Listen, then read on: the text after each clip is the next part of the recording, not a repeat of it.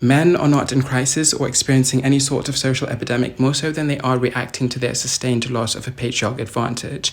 This is the first generation of men experiencing what it's like to exist without that systematic advantage, and there is a widespread inability to cope with that reality. Because in addition to providing men with material advantages, patriarchy provided a framework for male identity that didn't require much effort to access, so a man's value was substantially derived from his maleness itself, meaning that an average man didn't need to be particularly socially competent or professionally accomplished to secure social and financial stability. Nowadays, women generally have more economic independence, so it's no longer an economic necessity to attach themselves to a man.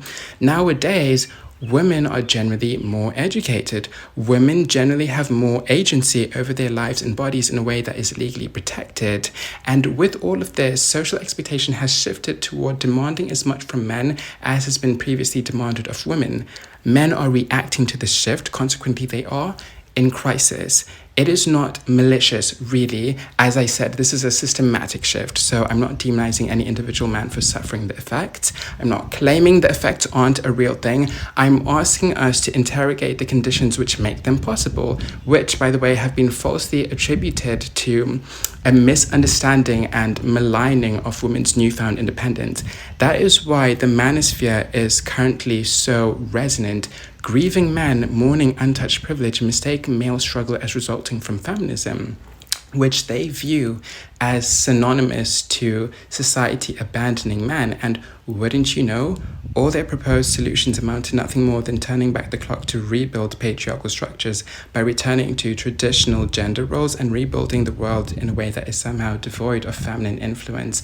They want society to address these struggles with the same attention that we pay to women's issues, which misses the point that women's issues are about having their agency recognized and respected as much as men's, and removing barriers that prevent achievement based on merit, whereas these struggles are largely about the loss of advantages that elevated men regardless of merit.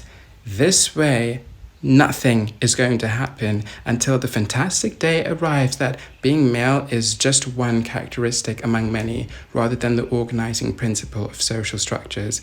Until then, all discussion about the male crisis that doesn't identify the loss of patriarchal advantage as its root cause is just another way to protect men's feelings while avoiding the transformation that they actually require.